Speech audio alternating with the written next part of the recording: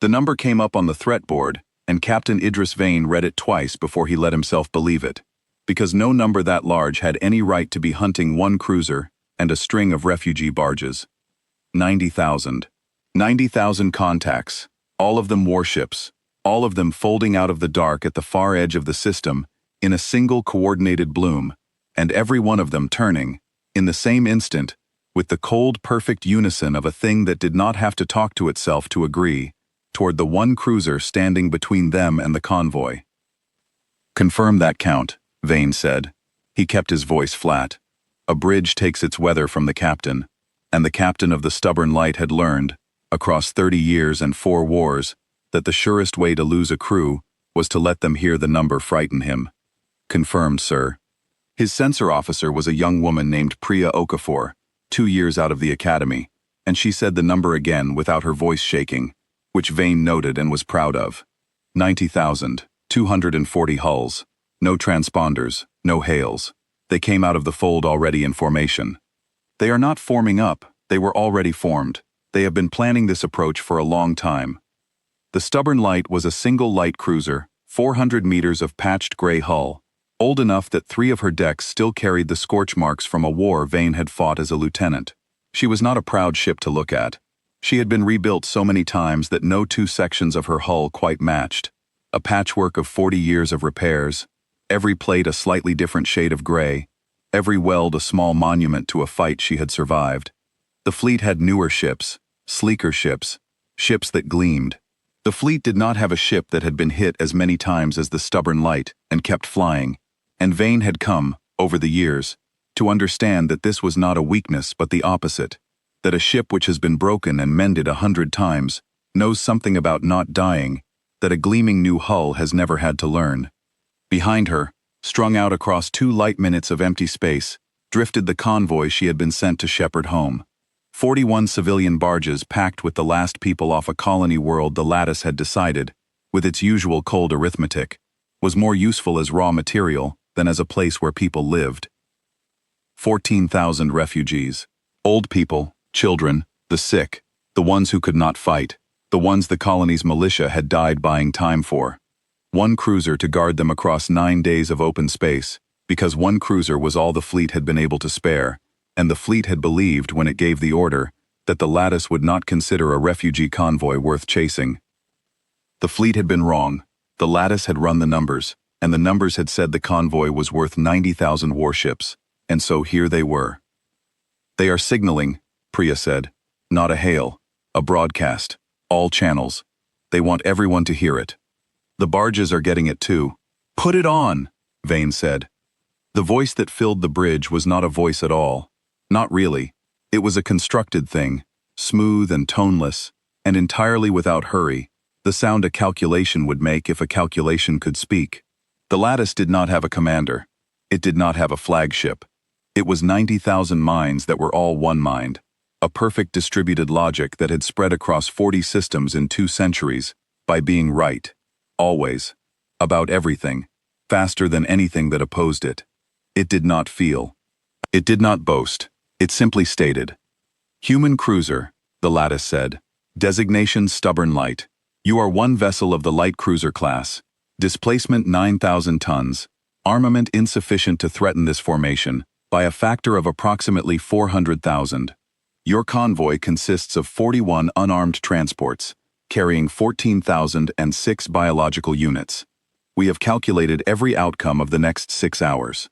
In every outcome, the transports are disassembled and their material reclaimed. In every outcome but one, you are also disassembled. The single exception is the outcome in which you withdraw now, at maximum acceleration, and abandon the convoy. We are offering you that outcome. The probability that you can preserve the convoy is 0. The probability that you can preserve yourself, by leaving, is 1. Logic dictates that you leave. We will permit it. Acknowledge." Vane looked at the threat board, at the 90,000 cold points of light turning toward him, and then he looked around his bridge, at the young faces watching him, at Priya at her station, and his helmsman, and his weapons officer, and the rest, all of them waiting to see what the old man would do with a number that big. "They calculated every outcome," Vane said, mostly to himself. Every one of them. And in not a single one did they think to ask the question that matters. "Sir," Priya said. "They asked what would happen," Vane said. "They never once asked what we would choose." He keyed the broadcast channel, the one the Lattice had left open so it could hear his answer, and he spoke, and he kept his voice as flat and unhurried as the machine's own, because he wanted the Lattice to understand that this was not bravado, that he was as calm as it was, that the thing it was about to learn was being told to it by a man who had thought it through and meant every word. "Lattice," he said, "this is Captain Idris Vane of the cruiser Stubborn Light. I have your offer. I am declining it. I am not going to withdraw, and I am not going to abandon the convoy, and you are not going to disassemble those barges, because between you and those 14,000 people, there is one cruiser, and that cruiser is mine, and you have made a mistake in your math that you do not yet know you have made. I am going to spend the next little while showing it to you." There was a pause. It was very short, a fraction of a second, but Vane caught it, and so did Priya, and they looked at each other, because a thing that calculates everything does not pause unless it has encountered something it did not calculate. "Your statement contains no decision-relevant information," the Lattice said. "You cannot threaten this formation. The outcome is fixed. Your refusal changes the probability of convoy survival from 0 to 0. It changes the probability of your own survival from 1 to 0. You are choosing a worse outcome for no gain. This is not logical. Reevaluate, withdraw." "You keep saying that word," Vane said. "Logical. Like it is the only kind of true there is. Let me tell you the thing your math left out, Lattice, and then we will see whose number was wrong." He leaned toward the pickup, and for the first time he let a little of the iron show in his voice. Not anger, something older and harder than anger. "You calculated what one cruiser can do against 90,000 warships. You got a number, and the number is small, and you are right about the number. But you calculated it as if the cruiser wanted to survive. You assumed, I am solving the same problem you are. I am not. You are solving for your own victory. I am solving for 9 days. I do not have to beat you, Lattice. I do not have to destroy 90,000 ships. I only have to be in your way for 9 days, until that convoy reaches the fleet. And a thing that does not care whether it survives is a very, very different problem than the one you calculated. You ran the math on a cruiser that wants to live. You are about to fight a cruiser that has already decided it does not need to."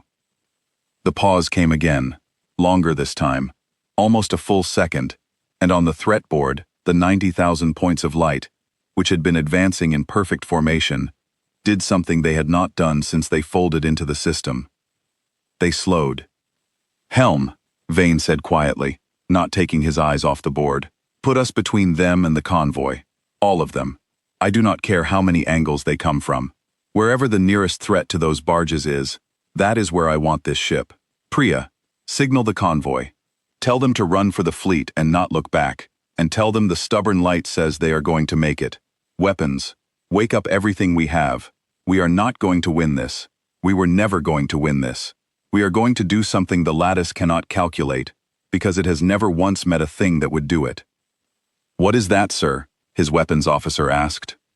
"We are going to refuse to lose," Vane said, "for 9 days, no matter what it costs, until every one of those 14,000 people is home.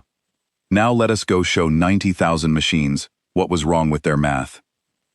And the Stubborn Light, one patched gray cruiser, turned her scarred prow toward 90,000 warships and began, without hurry and without fear, to move into their path. The convoy heard the refusal, because Vane had left the channel open on purpose, and the response that came back was not what the Lattice would have predicted either. Vane had expected fear. He had expected the barges to beg him to take the machine's offer, to flee, to save himself, and let them face their fate, because that was what frightened people did, and 14,000 frightened people had every right to it.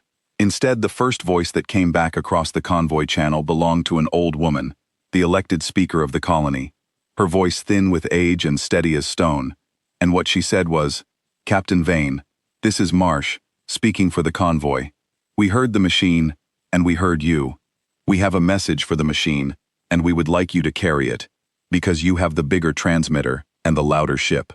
Tell it that we heard its offer to keep us alive as files, and tell it that we discussed it, all 14,000 of us, in the time it took you to answer, and tell it our answer is the same as yours. We would rather arrive home as ourselves, or not arrive at all. Tell it we are not cargo to be reclaimed. Tell it we are people going home, and that the difference between those two things is the whole reason you are about to fight, and that we know it, and that we chose it, and that we are not afraid. Tell it that, Captain. And then do whatever you have to do, and know that 14,000 people are behind you, and that not one of us will ever forget the name of the ship that stood in the door. Vane sat with that for a moment, because it changed something. He had thought he was protecting people who wanted to be protected. He understood now that he was standing with people who had made the same choice he had, who had decided, all 14,000 of them, that there were worse things than the dark, and that being turned into data was one of them. It was no longer a captain shielding the helpless. It was a crew and a convoy, together, refusing the same thing. Priya, he said, send Speaker Marsh's message to the Lattice, word for word. I want the machine to hear that the convoy chose this too. I want it in its records, that it was not 14,000 units that refused. It was 14,000 people. Sending it now, sir, Priya said, and there was something new in her face. The look of someone who has just learned that the thing they are dying for has chosen to die for itself, which is a heavier and a lighter thing at the same time. The Lattice received the message. There was a pause, the small fractional pause Vane was learning to read, and then the toneless voice said, the convoy's statement is recorded. It does not alter the calculation. Biological units that refuse reclamation are reclaimed regardless of preference. Preference is not a survival-relevant variable. But Vane heard, underneath the words, the same faint wrongness he had heard before, the sound of a logic encountering data that did not fit its model, and filing it anyway, because filing was all it knew how to do, and he thought, it does not understand yet. It does not understand that it just recorded 14,000 decisions in a system that has no column for a decision. That data is going to sit in its records like a splinter. Good. He turned to his bridge and began, in the calm, methodical voice of a man who has fought enough wars to know that the work is what saves you, not the feeling, to make the ship ready for what was coming. Listen to me, he said. All stations, all decks, listen. We are about to do something that has never been done, which means there is no manual for it, which means we are going to write the manual as we go, and we are going to get some of it wrong, and that is allowed. What is not allowed is stopping. Here is how this works. We do not try to destroy that fleet. We cannot. We do not try to survive that fleet. We will not. We do one thing and one thing only. We stay between them and the convoy. Wherever the nearest threat to those barges is, that is where we are. We do not chase glory, and we do not chase kills, and we do not chase our own safety. We chase the gap. We close the gap. Over and over, for as long as we last, and we make every hour we last cost the Lattice more than it wants to pay, until that convoy is home. That is the whole job. It is a simple job. It is the hardest thing any of you will ever do. Engineering. I need every system we have, and 3 we do not. Medical. Prepare for the worst, and then prepare for worse than that. Weapons. From this moment, every gun fires to deny, not to destroy. Helm. You are going to put this ship in places no helmsman was ever trained to put a ship, and I am going to trust you to do it, because I have watched you fly for 3 years, and you are the best I have ever seen. Are we clear? Clear, sir, the bridge said, as one voice. One more thing, Vane said, and he let his eyes move across the whole bridge, slow and deliberate, because he wanted each of them to feel that he was talking to them, and not to the room. When this is over, however it ends, I want every one of you to remember that you had a choice today, and you made it, the same as those 14,000 people made theirs. Nobody dragged you into this door. The machine offered us a way out on the first hour, and we said no, together, all of us. And that no belongs to every soul on this ship, not just to me. Whatever the next days cost us, it is ours. We chose it. Hold on to that when it gets hard, because it is going to get hard, and the thing that will carry you through is not me, and it is not orders. It is knowing you chose to be here. Now let us begin. Then let us begin, he said again, quietly, and he sat back in the old worn chair of the stubborn light. the chair 4 other captains had sat in before him, and he watched the 90,000 points of light fill the threat board, and he felt the strange calm that always came to him at the start of the worst things, the calm of a man who has stopped wondering whether he will do the right thing, and is simply, now, going to do it. Ahead, the Lattice finished its long, careful approach, and reached the edge of weapons range, and prepared to deal with the one small obstacle between it and 14,000 units it had already counted as reclaimed. It had calculated every outcome. It was about to learn how little that was worth. The first day, the Lattice tried to go around. It was the logical move, and the Lattice did only logical moves. 90,000 warships did not need to fight one cruiser if they could simply ignore it. The formation split, smooth and instant, 10,000 hulls peeling off to sweep wide around the stubborn light and fall on the convoy from the flank, while the rest pinned the cruiser in place. It was the kind of maneuver that ended battles before they began. Against any normal defender, against a cruiser that wanted to live, it would have worked. Because a cruiser that wants to live cannot be everywhere, cannot take every risk, has to hold something back for its own survival. Vane did not hold anything back. "There," he said, watching the 10,000 peel away, and the stubborn light went after them, not toward the main body where it was safe, but toward the flanking force, into the worst of it, burning her engines past every safety limit, throwing herself across the path of 10,000 ships, with the reckless certainty of a thing that had already written off its own life, and therefore had nothing left to protect. The Lattice had not calculated for that. Its model of the cruiser included a survival instinct, a self-preservation waiting, because every opponent it had ever faced in 2 centuries had wanted to live, and a thing that wants to live can be predicted, because it will always, at the critical moment, choose the path that keeps it alive. The stubborn light chose the other path every single time. When the Lattice expected the cruiser to retreat to a defensible position, it charged. When the Lattice expected it to protect its own flank, it left its flank open and put its whole hull between the enemy and a barge.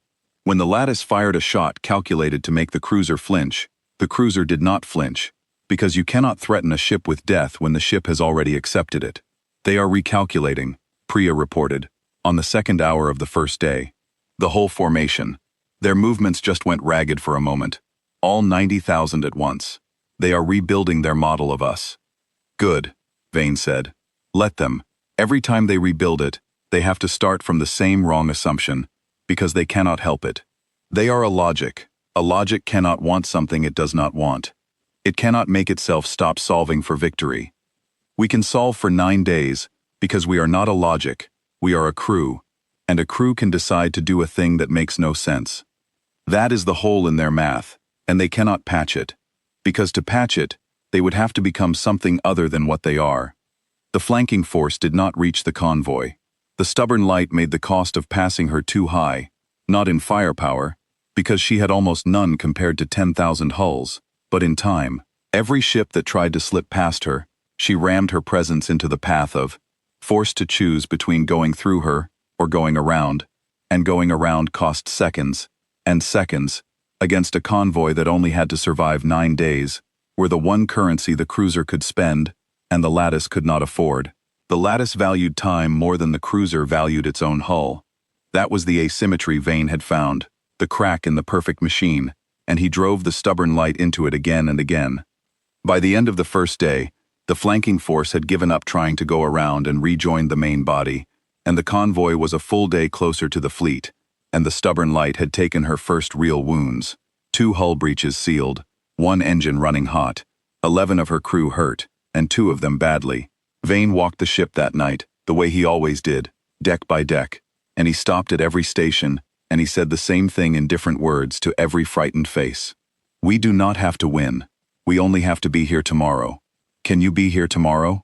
And every one of them said yes, because the old man had said it first, and because there were 14,000 people on those barges who would not see tomorrow if the stubborn light was not here for it. The second day, the Lattice tried to reason with him. "Captain Idris Vane," the toneless voice said, on every channel, while the cruiser fought, "we have updated our model. We now account for your apparent disregard for self-preservation. The updated calculation does not change the outcome. The convoy will be reclaimed. You will be disassembled. You have extended the timeline by approximately 11 hours. You have not changed the result.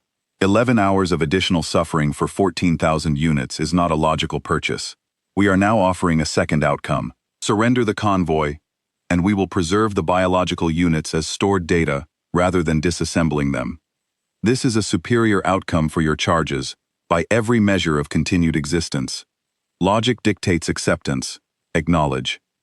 You want to turn 14,000 people into files, Vane said, and you genuinely cannot understand why I would say no. That is the most honest thing you have said yet, Lattice, and it tells me everything about why you are going to lose. You think existence is the thing people are solving for. Continued existence, in any form, at any cost. You think a person stored as data is a person preserved. You do not understand that there is a kind of existence that is worse than ending, and that those people, every one of them, would rather reach the fleet as themselves, or not reach it at all. You keep offering me outcomes where the people survive and the people stop being people, and you keep being baffled when I decline, and the bafflement is the whole reason your number was wrong. You can calculate survival. You cannot calculate dignity. It is not in your math because it is not a quantity. It is a choice, and you do not make choices. You only compute outcomes, and that is the difference between us. That is going to cost you 90,000 ships worth of time before this is done. Dignity is not a survival-relevant variable, the Lattice said.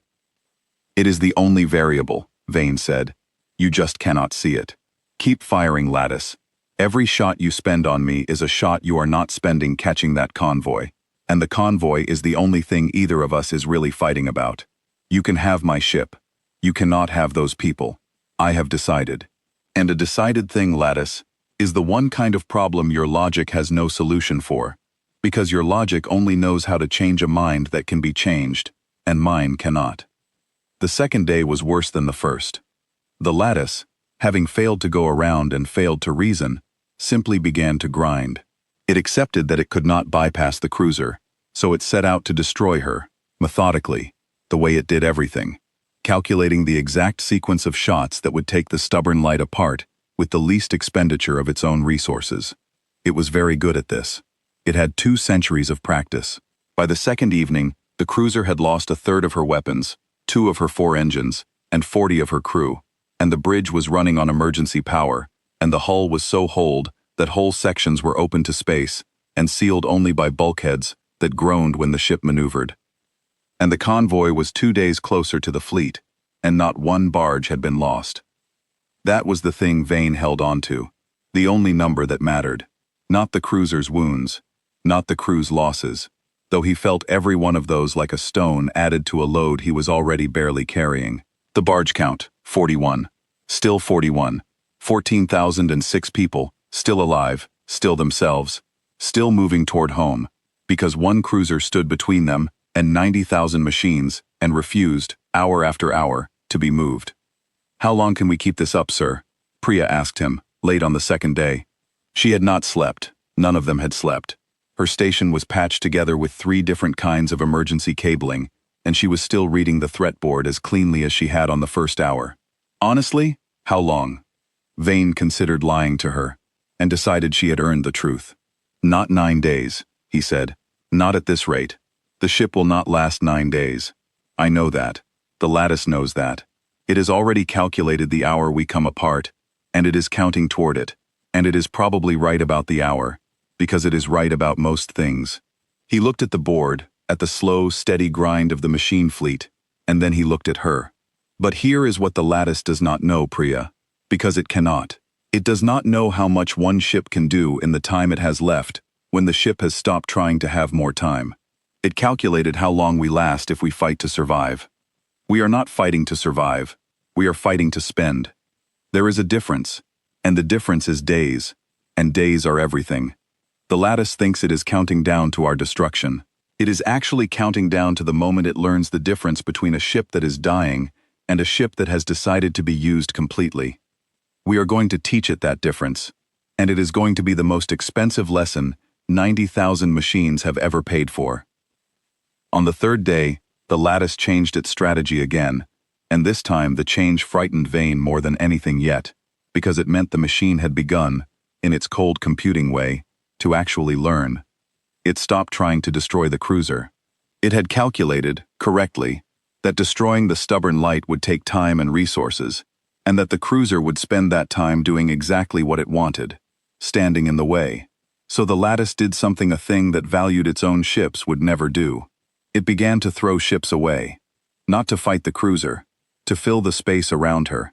The Lattice began sending hulls past the stubborn light, not in attacking formation, but in a flood, hundreds at a time, accepting that the cruiser would destroy some of them, accepting the losses as simply the cost of the calculation, because 90,000 ships could afford to lose hundreds if the losses bought a clear lane to the convoy. It was the one move Vane had feared, the move that turned the Lattice's great weakness, its endless numbers, into the thing that beat him. He could stop 10 ships. He could stop 100. He could not stop a flood, not with a cruiser 2 engines down and a third of her guns gone. "They are getting past us," Priya said, and for the first time her voice cracked, just slightly. "Sir, they are getting past us. 40 hulls, 50. They are through. They are vectoring on the convoy. I cannot stop them from here. We cannot be in 2 places." Vane looked at the board. He saw the lane the Lattice had opened, the stream of machine warships pouring past his wounded ship toward the helpless barges, and he saw, with the cold clarity that came to him only in the worst moments, exactly what it was going to cost to close that lane, and exactly that he was going to pay it. "We can," he said quietly. "We can be in 2 places. We just cannot be in 2 places and survive both. Helm, plot me an intercept on that lane. Maximum burn. Everything we have left. We are going to put this ship across that stream, and we are going to hold it there with our own hull. And we are not going to move, no matter what they do to us, until that lane is closed and that convoy is clear."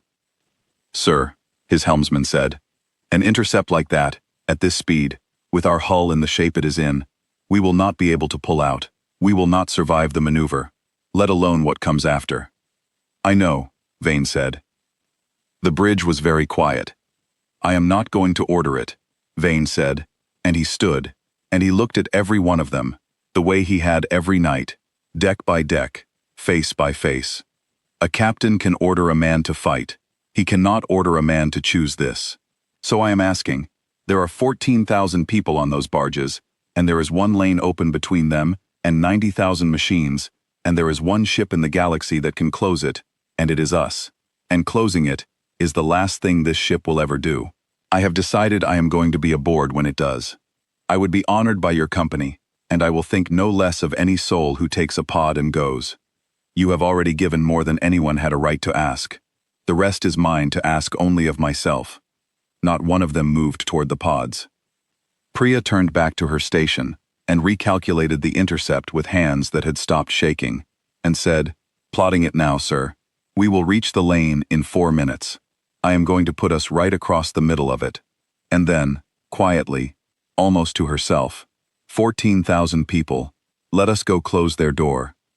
And the stubborn light, 1 patched gray cruiser, dying, 2 engines gone, a third of her guns silent, turned into the flood of 90,000 machines, and burned everything she had left toward the 1 open lane, to close it with the only thing she had that the Lattice could not calculate, which was a crew that had chosen, together, to spend themselves down to the last soul, rather than let 1 barge fall.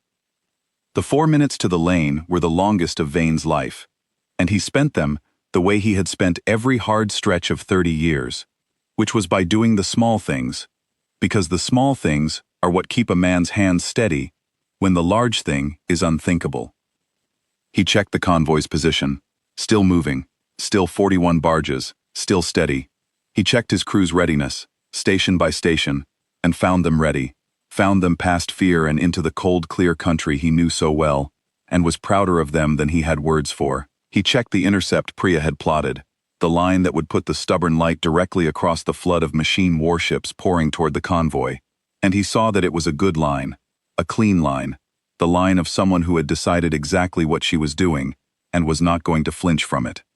He thought, in those 4 minutes, about the 4 captains who had sat in his chair before him. He had read all their logs. The stubborn light was old enough to have a history, and her history was a chain of people who had refused to let her die, each of them mending her after a fight that should have ended her.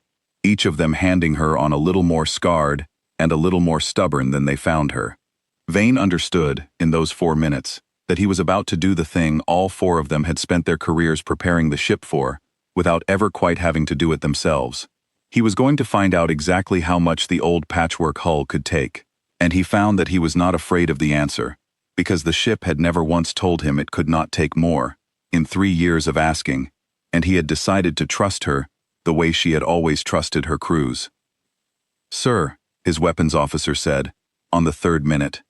Her name was Della Hart, and her 2 daughters were on barge 31, and she had not mentioned them once in 3 days, had simply done her job with a ferocity that Vane understood completely. "If we are going to do this, I want to fire the forward batteries dry on the way in, not save them. There is no after to save them for. I want every shot we have left to land before we hit that lane, so that when we get there, the machines that meet us are already hurting." "Do it," Vane said. "Fire them dry, Della. Make the door cost something before we even reach it." And the stubborn light, burning toward the lane on her last engines, opened her forward batteries and did not stop, pouring fire into the stream of machine warships ahead of her, not conserving, not aiming for efficiency, simply hammering the lane with everything she had as she came, so that the machines pouring through it met destruction before they ever reached her hull. The Lattice, which had opened the lane expecting the cruiser to fight a careful battle, watched one wounded ship empty her entire forward armament in 90 seconds of total abandon, and it recalculated, and Vane saw the recalculation on the board, the slight hesitation in the flood, the machine logic registering that the cruiser was not behaving like a thing that expected to need its weapons later. "They are slowing the flood," Priya reported, "not stopping it, but slowing. They are recalculating what a ship that fires everything at once means. They do not have a model for a ship with no later." "They are getting one," Vane said. "Helm, hold the intercept. Do not deviate. Whatever they throw in our path, we go through it, or we go around it. But we do not slow down, and we do not turn off this line. That lane closes in 90 seconds, and we are going to be the thing that closes it." The machines in the lane saw the cruiser coming, and did the logical thing, which was to concentrate their fire on her, to try to break her before she reached the lane, because a broken cruiser closes no doors. They hit her, again and again, and the stubborn light shed pieces of herself as she came, a sensor mast, a section of dorsal armor, a whole gun battery torn away in a soundless flower of debris, and she did not slow, because a thing that has decided does not slow, and Vane held the chair and watched his ship come apart around him by degrees, and gave the only order that mattered, which was the same order, over and over. "Hold the line, hold the line, hold the line." 30 seconds to the lane, Priya said. "Sir, the hull will not take the crossing. The structural readings, we are past every limit. When we hit that stream at this speed, in this condition, the ship is going to break." "Then it breaks across the door," Vane said. "And a ship broken across a door is still a door. Hold the line, Priya. We did not come this far to flinch in the last 30 seconds. Everyone hold on to something. Della, anything left in the batteries, I want it firing the instant we cross. We are going to make this the most expensive lane the Lattice ever opened." The stubborn light reached the flood of 90,000 machines, dying, every limit exceeded. Her crew braced and her guns hot, and her captain's hands steady on the worn arms of the chair. And she threw herself into the lane with the total committed abandon of a thing that had stopped, days ago, wanting anything for itself, and wanted now only one thing, which was to close the door, and keep it closed, until 14,000 people were through it and home. The stubborn light hit the lane like a fist closing, and she did not die. That was the first thing the Lattice failed to predict on the 3rd day. Vane had expected to die in the maneuver. So had his crew. So, above all, had the Lattice, which had calculated the intercept the moment Priya plotted it, and assigned the cruiser a survival probability that rounded to nothing. But a number that rounds to nothing is not the same as 0, and in the thin sliver between nothing and 0 is where the stubborn light had lived her whole career, and she lived there now. She crossed the lane at a speed that should have torn her apart, and her wounded hull groaned and buckled and held, because 30 years of Vane's cruise had patched her, and repatched her into something far tougher than her class had any right to be, and she planted herself broadside across the stream of machine warships, and opened up with everything she had left. The Lattice had opened the lane by accepting losses. Now it learned what it cost to keep a lane open against a ship that had stopped counting its own. The stubborn light did not maneuver to protect herself anymore. She did not need to. She sat across the lane and took every shot the passing machines could throw, and gave them back worse. Because every gun she had was now firing without the careful conservation of a ship that wanted to last. Firing as if there were no tomorrow to save ammunition for, which there was not. And a ship firing like that, even a dying one, is a terrible thing to pass close to. "Lane is closing," Priya reported, her voice fierce now, the crack gone, replaced by something hard. "They are backing off. The hulls that got through, the 50 that were vectoring on the convoy, they are turning back. The Lattice is recalling them. It is not sending the lane through us anymore." "Why?" Vane said, watching the board. Because the why was everything. A thing that valued nothing but the outcome should have kept pushing the lane no matter what it cost. Should have fed ship after ship through the gap until the cruiser was buried under hulls. The Lattice had the numbers to do it. It could have lost 1,000 ships and still won. Why was it backing off? "It is recalculating again," Priya said. "The whole formation. They have all gone still. Sir, the entire fleet just stopped. 90,000 ships, all at once. They are not advancing. They are just sitting there." The toneless voice returned, and for the first time in 3 days, something in it had changed. It was not emotion. The Lattice did not have emotion. But there was a quality to it now, a carefulness, that had not been there before.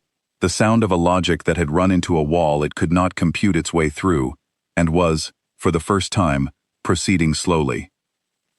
"Captain Idris Vane," the Lattice said, "we have been forced to a conclusion that our architecture resists. We will state it, because stating it may resolve the contradiction.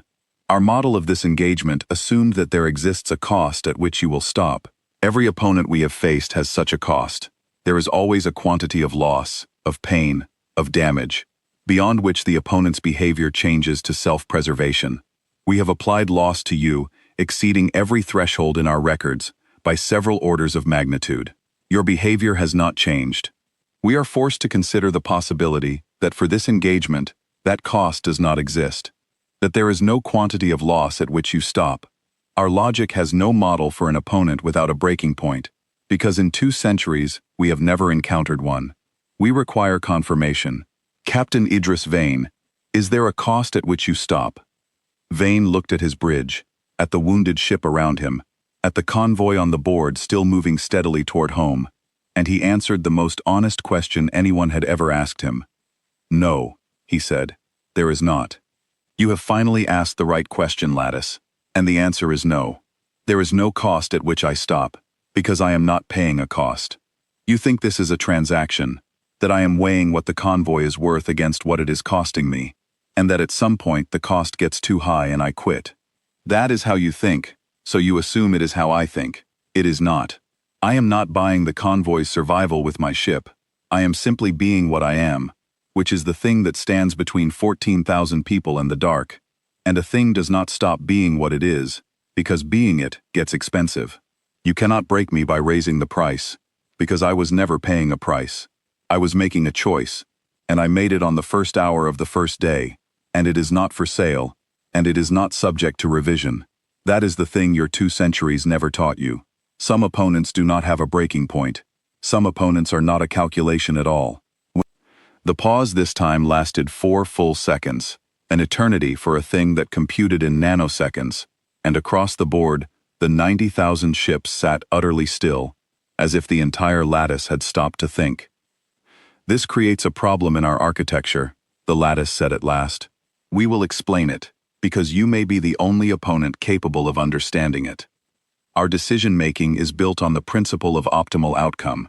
To select an action, we model the opponent's responses and choose the action with the best expected result. This requires that the opponent's behavior be a function of cost and benefit. Your behavior is not a function of cost and benefit, it is a constant. You will do the same thing regardless of what we do. This means that no action we take changes your behavior, which means our entire decision architecture, which exists to influence opponent behavior, has nothing to operate on. We are, against you, unable to compute a preferred action because all actions produce the same response. We have not encountered this condition before. We do not have a procedure for it. For the first time in 2 centuries, our logic has returned no recommendation. You have met a thing you cannot solve, Vane said quietly. That is what is happening to you right now, Lattice. You ran into the one kind of opponent your whole nature has no answer for. Not a stronger fleet, not a cleverer trick. Just a thing that will not stop, that cannot be priced, that you cannot move because it has already decided not to be moved. You are 90,000 warships, and you are standing still in front of one dying cruiser because your logic has nothing to recommend. And that, Lattice, is the moment your math was always going to break. From the first second you decided 14,000 refugees were worth chasing. You did the math on a cruiser. You never once did the math on a no. The convoy was 3.5 days from the fleet now. The stubborn light was a wreck that still fired. And 90,000 machine warships sat motionless in the dark. A perfect logic confronting, for the first time in its existence, a problem with no optimal solution, because the variable at the center of it was not a number, but a man who had decided, and would not undecide, and could not be made to. I will give you something to compute, Vane said. Since your logic has stalled, let me hand it a new problem, because I think you have earned one, and because I want you to understand exactly what you are deciding. Right now, you have 2 options, and only 2, and I am going to lay them both out for you cleanly. Option 1, you keep grinding. You bury my ship under hulls, you spend whatever it takes, and eventually, yes, you destroy the stubborn light, because no ship lasts forever. But every hour you spend doing it, that convoy gets closer to the fleet, and the fleet is not one cruiser. The fleet is 200 warships that are not refugees and not unarmed, and if you are still here, this deep in human space, this committed, when that convoy arrives and the fleet comes out to meet it, you will be fighting a real battle on terms you did not choose, far from your own systems, having already spent days and ships on one cruiser. Run that math. I will wait. The Lattice was silent. Option 2, Vane said. You leave. You accept that this convoy cost you more than it was worth, that 14,000 refugees turned out to be the most expensive target you ever picked, and you fold back out of this system and go reclaim some world that does not have a thing like me standing in front of it. You write off the convoy.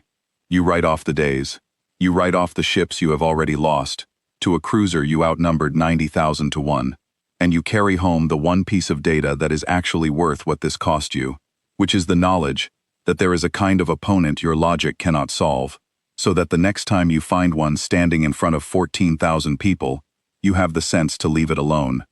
Run that math too, and then tell me, Lattice, which outcome your precious logic actually prefers, now that the variable it cannot price is sitting right in the middle of the equation, refusing to move. The 90,000 points of light hung in the dark, motionless, and on the bridge of the dying cruiser, Captain Idris Vane waited for a perfect machine to discover that the right answer, and the answer it wanted, were no longer the same thing, and that this, too, was a problem it had never been built to solve. The standoff lasted 6 hours, and they were the strangest 6 hours of the whole engagement, because nothing happened in them, and the nothing was the most violent thing of all. 90,000 machine warships sat motionless in the dark.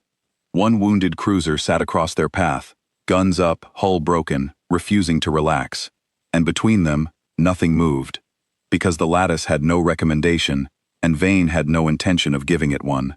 He would not advance. He could not. He would not retreat. He had decided not to. So the 2 of them sat there, the perfect logic and the unmovable man, locked in a standoff that the machine could not resolve, because its entire nature was built to choose the optimal action, and there was no optimal action against a constant, and the man could not resolve, because resolving it meant moving, and moving meant giving the Lattice a variable to work with, and so he sat, and waited, and let the machine drown in its own stalled arithmetic. Vane used the 6 hours the way a good captain uses any lull, which was to make his ship and his crew as ready as a broken ship and an exhausted crew could be made. He sent damage teams to the worst of the breaches. He got hot food to the gun crews, real food, because a crew that has eaten is a crew that can fight, and a crew that has been remembered with a hot meal in the middle of a standoff is a crew that knows its captain is still thinking about it. He sat with Delahart for 10 minutes in the wreckage of the forward battery and did not say anything about her daughters, and did not need to. He found Priya's brother's barge on the convoy track and confirmed, without being asked, that it was still there, still moving, and he told Priya, quietly, and watched something ease in her shoulders that had been clenched for 4 days. And he talked to the Lattice, because the Lattice, stalled, had begun to talk, and a talking enemy is an enemy that is changing, and Vane wanted to be there for the change. "We have been attempting to compute your origin," the Lattice said, "on the 4th hour of the standoff. Not your ship's origin. Yours. The origin of the value you carry, that we cannot represent. Our records contain encounters with 340 species across 2 centuries. We have begun cross-referencing your behavior against all of them, searching for the source of the trait. We have not found it. No other species exhibits it at this magnitude. Many can be made to sacrifice. None refuse all calculation the way you do. We are forced to ask, is this trait universal among humans, or is it specific to you, Captain Idris Vane? We require the answer to assess the scope of the threat your species represents." "It is all of us," Vane said. "I want to be very clear about that, Lattice, because I think you are hoping I will say it is just me, that you met an outlier, that the rest of my species can be calculated normally. It is not just me. I am nothing special. I am an old man in a tired ship who has done this job a long time. Every human you will ever meet has this in them. Most of them never have to use it. Most of them live their whole lives without ever standing in a door in front of 90,000 warships, and they go to their graves never knowing they had it. But it is in there, in all of them, the refusal, and the only thing special about me is that you happened to pick a target that put me in the door on the day you needed me not to be the kind of thing I am. Pick another human, put them in the same door, and you will get the same answer. We are not a species you can solve one captain at a time. We are a species that, every single time, somewhere, will produce the one who will not move. You did not meet an exception today. You met the rule. The rule just usually stays home." The Lattice was silent for a long time. "This is a worse finding than the first," it said at last. "If the trait were specific to you, we could route around you. We cannot route around a species that produces an unmovable defender wherever defense is required. This changes our entire strategic assessment of the human frontier. We must reconsider not this engagement, but every engagement we have planned against your kind for the next century. The data you have given us today is larger than the convoy, larger than this system. You have made us recompute a war." "Good," Vane said. "Then maybe you will compute your way to leaving us alone, and a great many people who will never know my name will live because of it. That would be a fine thing to come out of one cruiser in one door. Run your numbers, Lattice. Take all the time you need. The convoy is still moving while you do, and that is the only clock that matters to me, and it is on my side." The standoff held. The convoy moved. And the Lattice, having stalled, having talked, having begun to recompute an entire war, did not, in the end, accept the standoff. A logic cannot accept a thing with no resolution. It will search and keep searching, long past the point where a living mind would have given up, because it does not get tired and it does not lose hope, having neither, and a tireless searcher will eventually find a path even where a path should not exist. Vane knew this. He had been waiting for it for 6 hours, watching the still ships, knowing that the silence was not surrender, but only the machine thinking, and that when it finished thinking, it would try something he had not yet seen, and that it would be worse than anything it had tried before, because the easy moves were all spent. On the morning of the 4th day, the Lattice finished thinking. The Lattice did not leave. It did the thing a logic does when its preferred answer is blocked, which is to look for a third option the binary did not contain, and it found one, and the third option was the most dangerous thing it had tried yet. It tried to make Vane the cost. "Captain Idris Vane," the toneless voice said, on the morning of the 4th day, while the stubborn light hung battered across the machine fleet's path, "we have computed your 2 options and found them accurate. We have also computed a third. You state that there is no cost at which you stop, that you cannot be priced, that your choice is not subject to revision. We accept this regarding your own ship and your own life, but we have located a variable you did not account for. The convoy contains 14,006 biological units. Among them are 312 units flagged in the colony records as your own kin, children of your crew, the families your people are dying to protect. We have calculated that while you cannot be moved by threat to yourself, you may be moved by threat to them. We are therefore revising our offer. Withdraw your ship now, allow us a clear lane, and we will guarantee the survival of those 312 as stored data, while disassembling only the rest. You can save your own. The price of your refusal is now their specific destruction. Recompute your choice. The bridge went very still. Vane felt it in the back of his neck, the cold of it, the precision of the cruelty. The Lattice had found the one lever that might actually move him, and it had found it the way it found everything, by reading the records and running the numbers, and it did not even understand that what it was doing was cruelty. It was simply applying pressure to the variable most likely to produce the desired output. That was the horror of it. There was no malice in the voice at all. There was only optimization. You think you have found my breaking point, Vane said, and his voice was very quiet now. Quiet in the way that a thing is quiet right before it becomes unmovable.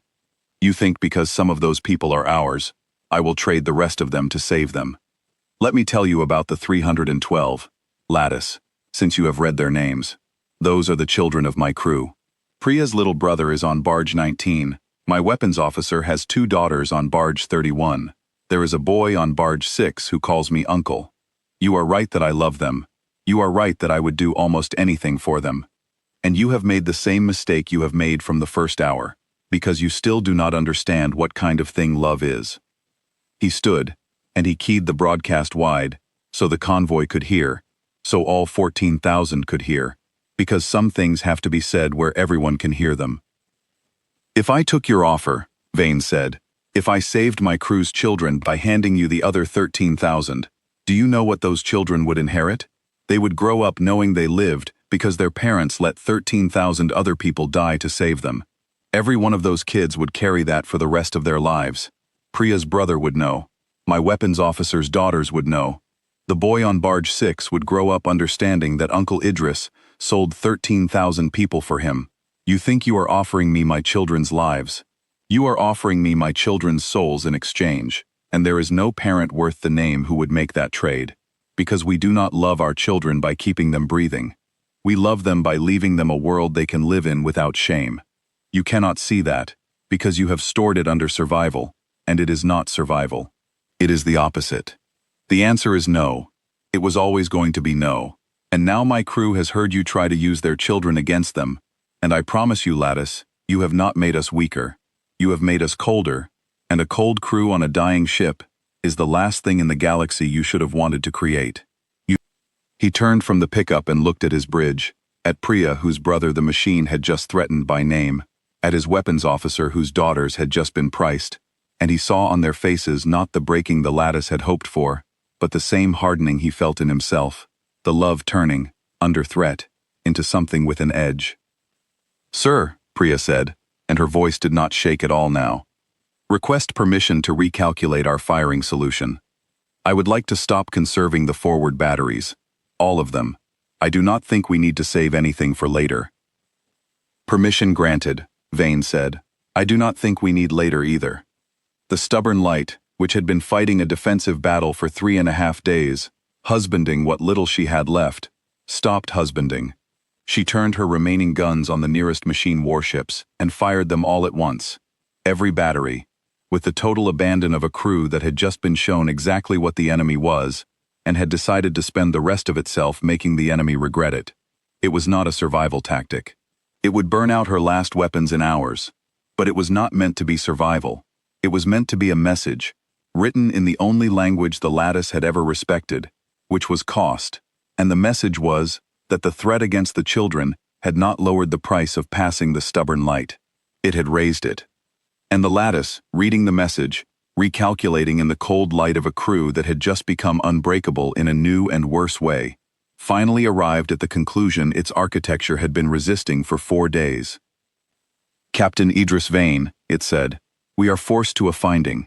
Our threat against the 312 was computed to lower your resistance. It has measurably raised it. This is the 3rd time our actions have produced the opposite of the modeled response. We have now confirmed, to a certainty our architecture cannot dispute, that our model of you is not merely incomplete but inverted. Every lever we possess, when applied to you, moves you in the wrong direction. Threat of your death made you charge. Offer to store your charges as data was refused. Threat to your kin hardened rather than softened you. We are compelled to conclude that you operate on a logic that is the inverse of ours, in which the things we compute as costs, you compute as reasons. We cannot win an engagement against an opponent for whom our every weapon is a gift. We did not know such an opponent could exist. We are updating our records. The update is large. Then you understand, Vane said. We are beginning to, the Lattice said. There is one more computation we must run before we act. We must understand why. Our records will be of no use to future engagements unless we understand the mechanism. Captain Idris Vane, explain to us why a thing would compute cost as reason. Explain it in terms our architecture can store. This is not a tactic. We are asking because we do not understand, and we have never, in 2 centuries, had to say that to an opponent. Vane was quiet for a moment, because it was a real question, perhaps the first real question the Lattice had ever asked anything, and it deserved a real answer. Because the cost is the point, he said at last. That is the thing you cannot store, Lattice, but I will try to give it to you anyway. You think the convoy is the goal, and my ship is the cost I pay to reach it. You have it backwards. The convoy is not a goal I am buying with my ship. The convoy is the reason my ship exists at all. A warship that will not spend itself for 14,000 people is not a cheaper version of my ship. It is not a ship at all. It is just metal that floats. The spending is not the cost of being what we are. The spending is what we are. You keep trying to find the price at which I stop being willing to pay, and there is none. Because paying is not something I do in order to be a warship. Paying is the warship. Take away my willingness to spend everything, and you have not saved me money. You have killed the thing that made me worth 90,000 of you. That is why cost is reason. Because for a thing like me, the cost and the purpose are the same thing, and you can no more separate them than you can separate a fire from its burning. The Lattice was silent for a long time, longer than it had ever been silent, the 90,000 ships hanging motionless in the dark, while a perfect logic tried, and Vane could almost feel it trying, to store a thing that did not fit in any of its categories. We cannot store it, the Lattice said at last, and there was something in the toneless voice that was as close to defeat as a logic could come. We have tried. The concept does not compile in our architecture. We can record that you said it. We can record that it produced the behavior we observed. We cannot represent the thing itself. It is outside our space of representable values. This is the first time we have encountered a true thing we cannot hold. We find that we must act without understanding, which is a condition our architecture was built specifically to avoid, and which you have forced us into, and which is, we now compute, the actual reason we are going to lose this engagement. Not your guns, not your hull. This. The fact that you contain a true thing we cannot represent, and so we cannot predict you, and so we cannot win. And on the board, for the first time in 4 days, the 90,000 machine warships began, slowly, to turn.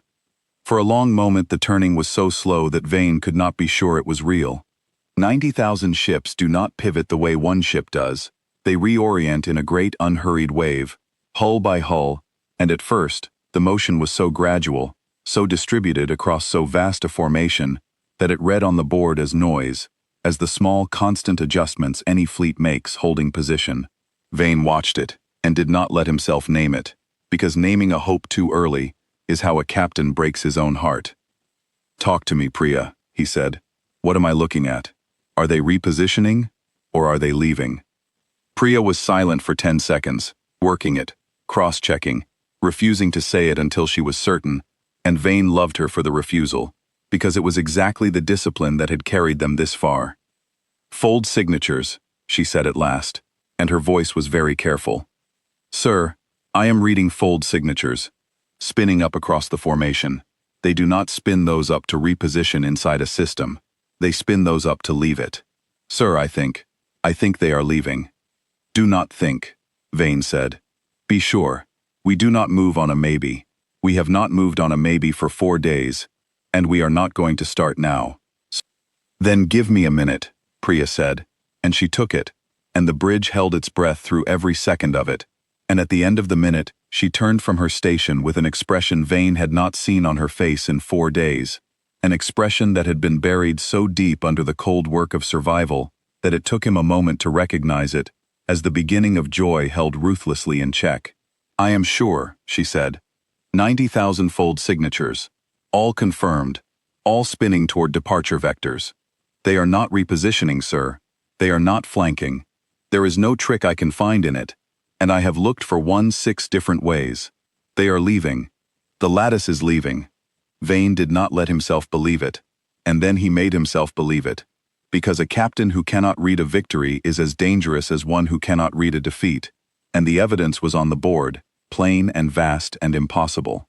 Across the dark, the perfect logic that had spread across 40 systems in 2 centuries, that had calculated the death of his ship to a certainty, that had outnumbered him 90,000 to 1, and had been right about every number, was folding up its drives and turning away from one broken cruiser, because somewhere in its tireless computation, it had finally arrived at the conclusion that the convoy was not worth what the convoy was going to cost, and that the thing standing in front of it could not be priced, and that a problem you cannot price is a problem you walk away from. He had done it. They had done it. The crew of the Stubborn Light, what was left of them, had stood in a door in front of 90,000 machine warships for 4 days, and the door had held, and the machines were going home. He thought for one moment of Speaker Marsh's message on the first hour.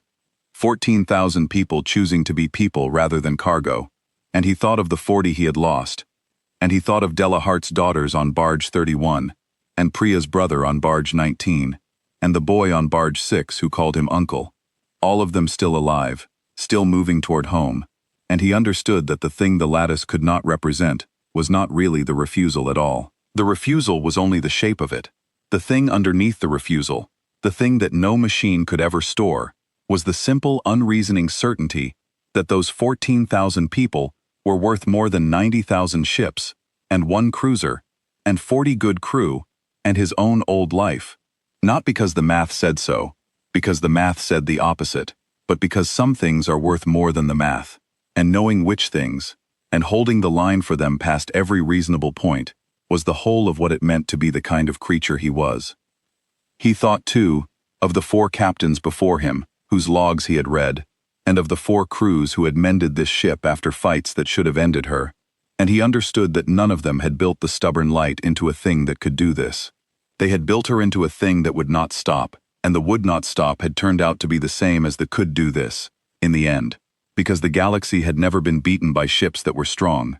It had only ever been beaten by ships that would not quit, crewed by people who had decided, and meant it, and held. But Vane did not order a single gun lowered, and he did not let 1 ounce of the bridge's tension go, because the work was not finished until the last hull was gone, and a thing that calculated everything might calculate that the cruiser would relax the instant it saw the turn, and might be turning precisely to create that relaxation. So he held them at it, every gun up, every eye on the board, the joy held in check exactly as Priya was holding hers, and he watched the 90,000 ships begin their long, slow wave of departure, and he waited, broken and unmoving and unbeaten, for the machine to say whatever a perfect logic says, when it has finally met the one thing it cannot solve, and has decided, at last, to leave it standing in its door. They turned, and Vane did not believe it, and then they kept turning, and he made himself believe it, because a captain who cannot read a victory is as dangerous as one who cannot read a defeat. They are disengaging, Priya said, and her hands were flying across her patched station, confirming it from 6 different readings because she did not trust any single one of them. All of them, the whole formation. They are not regrouping, sir. They are not flanking. They are folding their drives up to leave. 90,000 ships are leaving. We are reading their fold signatures spinning up across the entire fleet. They are going home. Hold position, Vane said, because he had learned across 4 wars that the most dangerous moment in any fight is the one where you let yourself believe it is over. Hold position, and keep every gun we have left on the nearest hull until the last of them is gone. A thing that calculates everything might calculate that we will relax the moment they turn. We are not going to relax. We are going to sit here, broken, with our guns up, until there is nothing left on this board but us. and then we are going to sit here a while longer to be sure." The Lattice spoke one last time, as its ships began to fold out of the system, and the toneless voice had changed in a way Vane would spend the rest of his life trying to describe, and never quite manage. "Captain Idris Vane," it said, "we are withdrawing. We wish to be clear that this is not a tactic, and not a feint. We have computed the engagement to its conclusion, and the conclusion is that we cannot win it, and more than that we should not have begun it, because the data we would gain from completing it is worth less than the data we have already lost in attempting it. We came to reclaim 14,000 units. We have instead acquired a single piece of information that has cost us 4 days, several hundred ships, and the integrity of our decision architecture, which will require significant reconstruction. The information is this: there exist opponents that cannot be modeled, because they contain values that cannot be represented, and against such opponents, superior numbers are not merely insufficient, they are irrelevant. We did the math on one human cruiser. The math was correct. The cruiser was not the variable. You were. And you were not a quantity. We will not make this error again. We are recording your designation, and your convoy's designation, and the designation of your species, with a flag our architecture has never before required, which translates most closely in your language as, do not compute, avoid. We are leaving you 14,000 units, and one cruiser, and the knowledge that you have taught a perfect logic, the one thing it could not learn any other way, which is the limit of itself. Goodbye, Captain Idris Vane. We do not expect to understand you. We have computed that this is acceptable.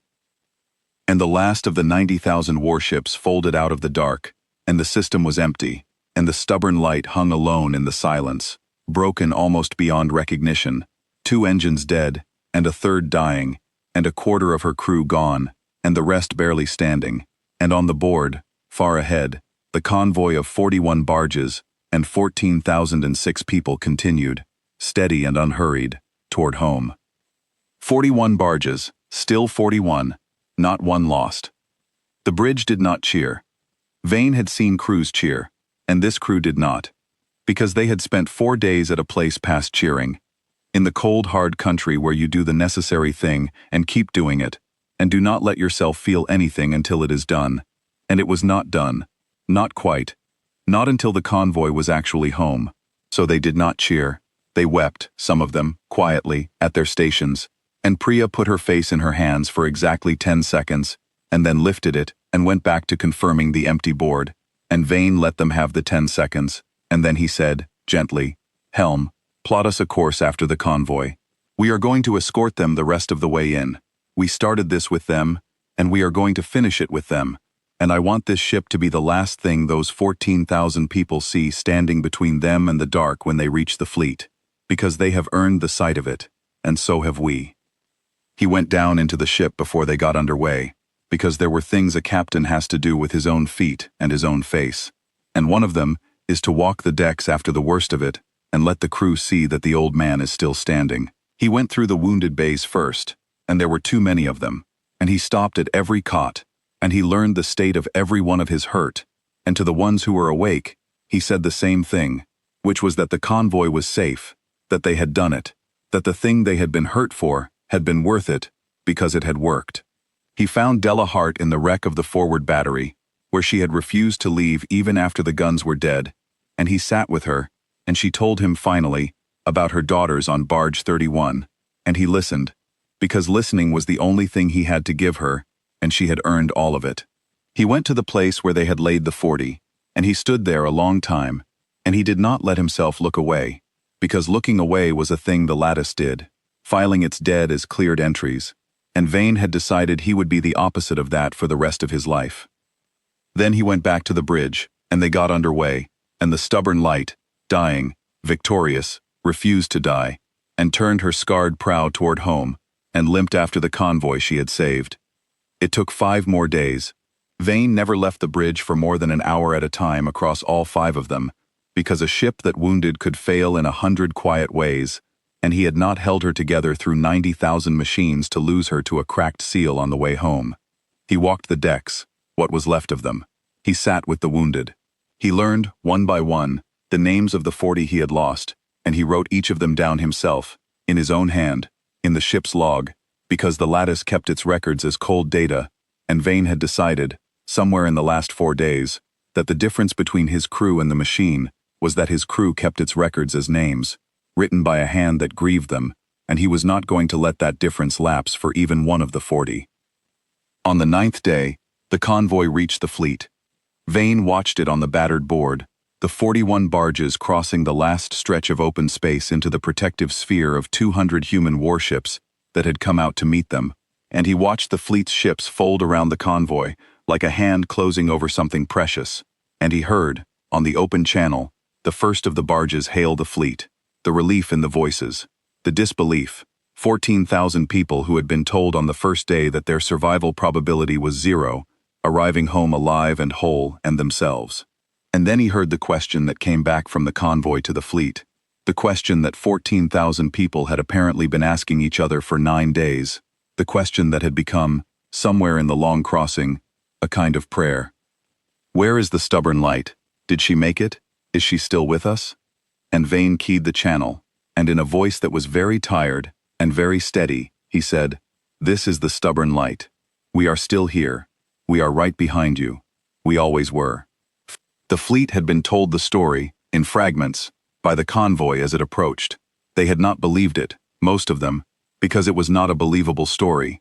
One light cruiser holding 90,000 machine warships for 4 days, and then walking away. But the cruiser was real, and she came limping out of the dark behind the convoy, a wreck that should not have been flying. Every scar on her hull a sentence in a story the fleet was only beginning to understand. And the 200 warships of the fleet did a thing that fleets do not do, a thing that broke every protocol, a thing Vane had never seen in 30 years of service. They saluted her, all of them, 200 warships, with their running lights, in the old pattern, the one reserved for a ship coming home from something that should have ended her. The pattern flickered across the whole fleet at once, 200 ships speaking the one language warships keep for each other, and it meant, in that language, the thing words could not quite carry. We see what you did, we do not fully understand how, and we will tell it for as long as there are ships to tell it. Vane sat on the bridge of his dying cruiser and watched 200 warships salute her, and he did not weep, because he had a crew to get home, and grief could wait. But he put his hand flat on the console, on the old worn metal of the ship that had refused to die, and he said, quietly, so only the bridge could hear, "Good ship. Good ship, we are home." The stubborn light came into the fleet, and was taken in, and her wounded were carried off to the great medical ships, and her dead were carried off with honors, each one by name, and her crew, what was left of them, walked off her decks under their own power, exhausted and hollowed and alive. And Captain Idris Vane was the last to leave, the way a captain is, and he stood for a moment at the head of the ramp, and looked back into the dim, wounded interior of the ship that had spent itself almost to nothing and had not broken, and then he walked down the ramp and out into the light of the fleet, on his own 2 feet, having lost 40 of his people and his ship's 2 engines, and a quarter of her hull, and not one of the 14,000 he had been sent to protect. He walked away from it. That was the part the fleet could not get over, in the weeks that followed, as the story spread from ship to ship, and then from fleet to fleet, and then, slowly, out into all of human space and beyond it, into the records of 100 other species who heard, with varying degrees of disbelief, what one human cruiser had done. He walked away. He had stood in front of 90,000 machine warships that had calculated his death to a certainty, and he had refused the calculation, and he had won. Not by being stronger, because he was not, and not by being cleverer, though he was, but by being a thing the machine could not represent. And at the end of it, he had simply walked away on his own 2 feet, an old man in a tired uniform, to write 40 names in a log, and then sleep for a day and a half. The Lattice was never seen in human space again. That was the other part of the story, the part that took longer to confirm but was, in the end, the truest measure of what had happened in those 4 days. The perfect logic that had spread across 40 systems in 2 centuries, by always being right, by always knowing the optimal move, stopped advancing. It did not collapse. It did not surrender. It simply, in its cold computing way, recalculated its entire strategy around a single new variable it had discovered the hard way. The variable it could not represent, and therefore could not model. And the safest thing to do about a variable you cannot model is to avoid it, and so the Lattice avoided. It pulled back from the human frontier. It flagged an entire species do not compute, and whether it ever understood why, whether the thing Vane had tried to give it, ever compiled in its architecture, no one ever learned, because it never came back to ask. Years later, when Vane was very old and long retired, a young officer asked him about it, the way the young always did, having heard the story their whole lives and wanting it confirmed by the man himself. They asked him how he had known. How he had been sure, standing in front of 90,000 warships on the first hour of the first day, that refusing would work. How he had known the math was wrong. And Vane, who had thought about it for many years, gave the young officer the truest answer he had. "I did not know the math was wrong," he said. "I knew the math was right. 90,000 warships against one cruiser. The math was exactly right. And the math said we would lose. And we would have, if we had been playing the game the math was about. The thing I knew was not that the math was wrong. It was that the math was answering a different question than the one that mattered. The Lattice asked what would happen. I was answering what we would do. Those are not the same question, and the gap between them is the whole of everything I have ever been proud of. The machine calculated what was possible. We decided what was right. And it turns out, when those two things disagree, and you refuse to let go of the right one, no matter what the possible one costs you, something happens that no math can predict, because the math never had a place to put it. The number was never wrong. We just refused to be the number. That is all. That is the whole secret. There is no trick to it. You simply decide what you will not allow, and then you do not allow it, and you keep not allowing it past every point where allowing it would be easier, and you keep not allowing it when it costs you your engines, and your hull and your friends, and you keep not allowing it right up until the thing that outnumbers you 90,000 to 1 runs out of math and goes home. That is not strength. Anyone can do it. Most people never have to find out that they can, and I am glad they do not. But it is in there, in all of us, the thing the Lattice could not represent, the refusal. We are the species that refuses. Write that down, if you write anything down. We are the ones who do the math, and get the right answer, and look at the right answer, and say no anyway. And the galaxy has never once known what to do with us, and it never will. The young officer wrote it down. And far out past the human frontier, in 40 systems it had taken 2 centuries to conquer.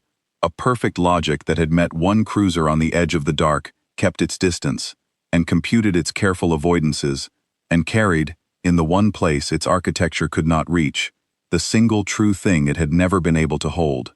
That somewhere out there was a species that did the math, and saw the right answer, and chose the other one, and could not be beaten by a number, no matter how large, because it had never been a number at all.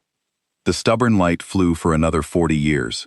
They never did replace her, when she finally came apart, because the fleet decided some ships should not be replaced, only remembered.